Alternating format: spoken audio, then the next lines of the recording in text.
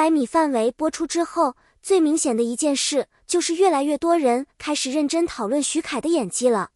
不是简单一句帅，也不是一句状态不错，而是真正开始分析他的眼神、情绪、微表情、情感层次，甚至开始研究他在某些镜头里的呼吸节奏和情绪停顿。这其实是一件非常有意思的事情，因为很多第一次夸赞徐凯演技的人，过去其实根本不看他的戏，他们对徐凯的印象还停留在古偶男神、现代偶像剧男主靠脸吃饭的演员这些标签上。甚至有些人原本是带着偏见来的，他们默认偶像演员不会演戏，默认流量演员没有真正的角色塑造能力，默认长得太好看的演员演技一定会被外貌掩盖。可800米范围偏偏打碎了这种固有认知，很多观众是在抱着随便看看的心态点开这部剧之后，被陈辉这个角色一点一点拉进去的。他们开始发现，原来徐凯不是不会演，而是过去很多人根本没有认真看过他演戏。如果是一路追着徐凯作品走过来的观众，其实会知道他的表演能力从来都不是突然出现的，而是一直都在，甚至是一点一点变得越来越成熟。只是以前他的大部分观众都集中在古装偶像剧和现代偶像剧领域，而这两类剧的核心观众结构本身就和悬疑剧、现实题材剧完全不同。古偶和现偶的核心受众长期以来以女性观众为主，很多人更关注角色 CP 感、氛围感、人物魅力、情绪张力。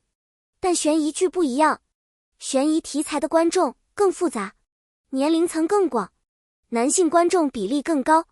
很多平时根本不看偶像剧的人也会来看。而800米范围最重要的一点，就是他把徐凯带到了一个全新的观众圈层面前。那些以前从不看他戏的人，第一次开始认真观察他，而这一看，很多人突然发现，这个演员好像比他们想象中厉害得多。很多人总把破圈理解成演员去演一个和过去不同的题材，但事实上，真正的破圈从来都不是题材变化那么简单，真正的破圈是观众层的扩大。如果一个演员无论演多少作品，始终都只在同一批观众里循环，那么他的影响力终究是有限的，因为他始终没有进入新的视野。可800米范围之后，徐凯最大的变化就是看他的人变了。以前看他的更多是古偶观众，现在开始看他的还有悬疑剧观众、现实题材观众、男性观众、年龄更成熟的观众。而这些观众的认可其实是非常重要的，因为他们的评价体系和偶像剧观众是不一样的。他们不会因为脸而夸你，不会因为 CP 而认可你，他们更看重角色完成度、人物可信度、情绪表达能力。而恰恰是在这种更严苛的审视之下，徐凯依然获得了认可。这件事本身就已经很有分量。很多人讨论800米范围的时候都提到了一件事，徐凯在这部戏里的眼神戏特别强。其实这恰恰说明他这次终于进入了更多人的观察范围，因为真正会看表演的人往往最先注意到的就是眼神。一个演员能不能演出复杂情绪，很多时候不靠台词，而靠眼神里的层次变化。而陈辉这个角色恰好给了徐凯一个足够大的发挥空间。压抑、怀疑、愤怒、挣扎、克制、崩溃、隐忍、情绪爆发，这些东西全都不是靠帅就能完成的。尤其是在很多安静镜头里，徐凯没有依赖夸张表演，而是通过非常细微的表情变化，把人物情绪一点点渗透出来。这种表演其实很吃演员功底，也正因为如此，很多过去对他带着偏见的人，这次才会突然改观，因为他们第一次发现，原来徐凯不仅能演偶像剧，他甚至可以撑起复杂角色。很多观众只会关注热搜、数据、超话涨粉，但对于演员来说，更重要的东西其实往往发生在行业内部。因为真正决定一个演员未来能接什么戏的，从来不是单纯的数据，而是业内信任。800米范围播出之后，一个非常重要的变化就是，越来越多业内人士会开始重新评估徐凯。过去，有些制作方可能会觉得，他是偶像剧演员，他适合古装，他适合商业项目，但现实题材未必能扛。可现在，这种认知开始改变了，因为陈辉已经证明了，徐凯具备复杂角色的承载能力。这意味着什么？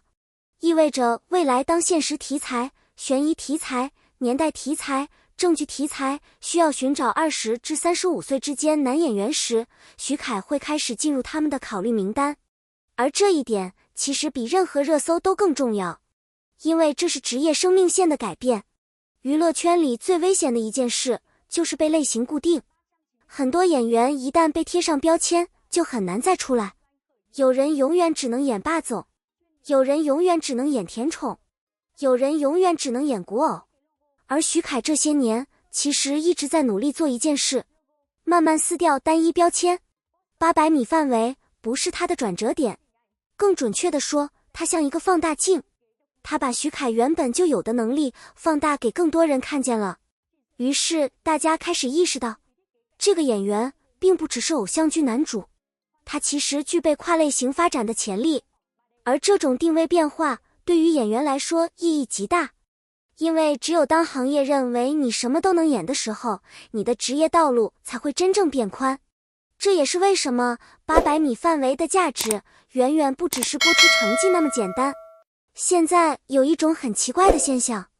有些 fandom 会把一部剧的意义完全等同于涨了多少粉，超话数据涨了多少，带来了多少流量，有多少站姐出图。如果没有疯狂吸粉，他们就会觉得这部戏失败了。可事实上，对于真正想长期发展的演员来说，很多东西远比涨粉更重要。比如，行业认可、角色口碑、观众信任、题材拓宽、职业信用，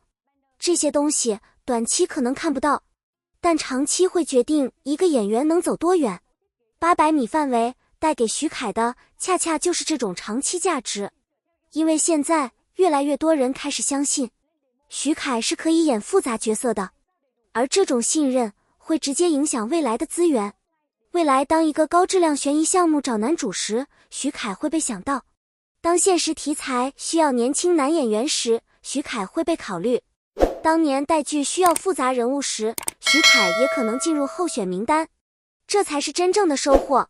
很多人说800米范围让徐凯进步了，但其实我更愿意说，这不是一次进步，而是一次真正意义上的破圈。因为他的能力并不是突然出现的，而是终于被更广泛的人群看见了。当然，这次破圈并不是只靠他一个人完成的。好角色、好导演、好剧本、好对手戏演员、好的整体制作，这些缺一不可。但真正重要的是，当这一切机会来到面前的时候，徐凯接住了，而且接得很稳。这说明他这些年的积累并没有白费。未来的路当然还很长，他也还有很多需要继续突破的地方。但至少从800米范围开始，越来越多人会愿意重新认识演员徐凯，而这或许才是这部剧最珍贵的意义。感谢大家看到这里。如果你也认可徐凯在800米范围里的表现，欢迎在评论区留下你的看法，一起聊聊你最喜欢的片段和最触动你的瞬间。别忘了点赞、转发、订阅频道，你们的支持就是持续更新最大的动力。我们下期再见。